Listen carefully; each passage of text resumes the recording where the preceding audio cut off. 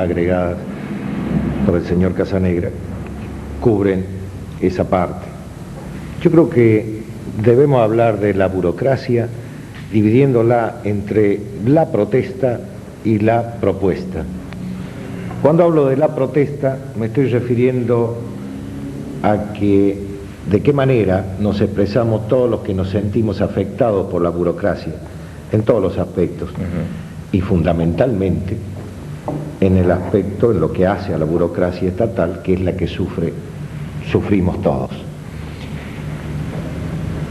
¿Cómo se inicia el burócrata en esta burocracia estatal? Yo estimo de que se debe un poco a la inestabilidad de las instituciones republicanas, cuando en este país la estabilidad de las instituciones republicanas debieron ser la norma, lamentablemente ha sido la excepción. Esto también ha traído como consecuencia la inestabilidad de los funcionarios y la incoherencia de filosofías políticas para desarrollar a través de los funcionarios que debían cumplir el programa político del Estado o de los administradores del Estado. Esto llevó a que cada uno de los funcionarios hiciese de su función un mundillo, tratando de mantenerse como un personal imprescindible, como garantía a su vez de la estabilidad del cargo que tenía. Y usted dio, entre los conceptos que había recogido, uno que decía que el burócrata es aquel que busca el ascenso. El ascenso, la motivación, me pregunto yo, ¿es a través de la jerarquía que él adquiere en el desempeño de sus funciones o es el ascenso simplemente buscando el mayor reditúo en la nueva función que va a cumplir, es decir, el mayor sueldo? Acá también influye esto. Esto es una de las tareas del burócrata. Pero en definitiva, el burócrata, la burocracia estatal, es la que impide generalmente, y lo vemos hoy en día, que la política o la filosofía política a desarrollar por quienes le tocan la administración del Estado se ven perturbadas o se ven diluidas a través de esta burocracia que hace lento, hace pesado, engorroso todos los trámites. Ejemplos podríamos dar a montones. Pero no nos vemos enseguida, vamos a hacer una pequeña pausa y enseguida, en todo caso, ¿cómo damos no? algunos ejemplos. Con mucho gusto. Ya continuamos con ustedes.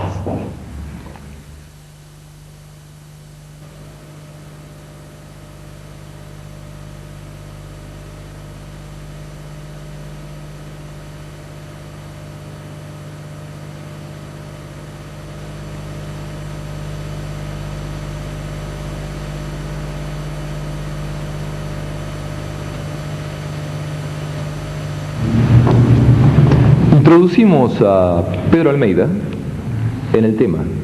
Una reflexión, tu punto de vista, Pedro. Yo quisiera hacer una mención primero no al burócrata, sino a la burocracia. Alguien dijo que si Marx en vez de escribir el Capital hubiera escrito el Capitalista, no hubiera llegado a gran cosa. La burocracia debe ser entendida en dos sentidos. Uno, que ya lo anunciaba el profesor Casanegra, que es el concepto weberiano. Toda organización, todo aparato, con esa estructura piramidal, jerárquica, rígida, manejada desde la cúspide hacia abajo, con normas sacramentales. Eso es un aparato burocrático, que es el tipo normal de organizaciones que tenemos nosotros, en el Estado, en las empresas, en los sindicatos, en los clubes, en los partidos políticos. Eso puede ser tema de interesantes estudios de organizaciones, de sociología económica o de sociología de organización. Pero hay otro fenómeno que nos interesa más de cerca en este momento, es la burocracia como patología de las organizaciones. Es decir, cuando una organización se enferma de burocracia.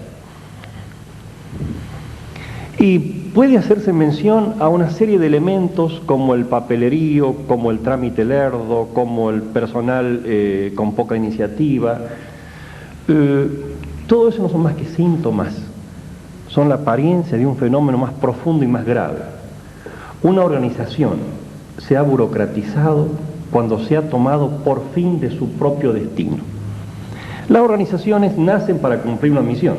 El correo nace para enviar mensajes. Un hospital nace para brindar salud.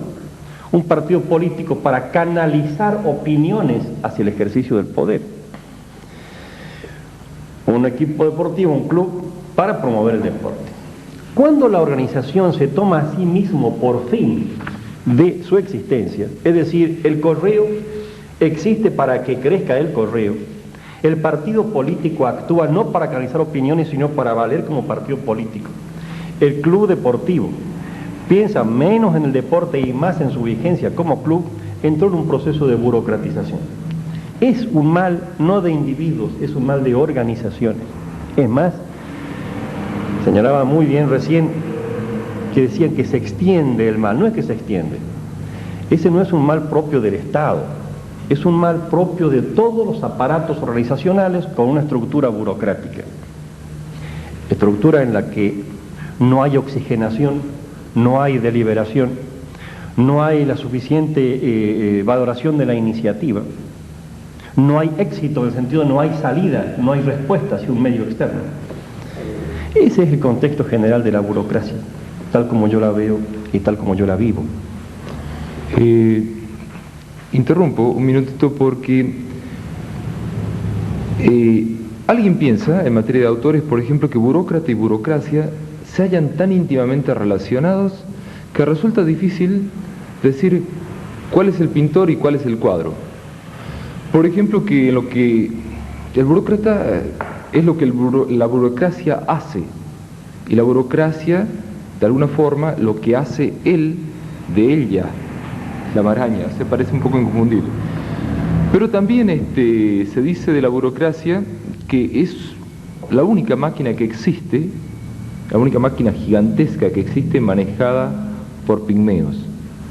Y también se dice que Parkinson se hizo famoso fundamentalmente por la enunciación de su primera ley, que decía que el trabajo se expande hasta llenar el tiempo disponible para su realización.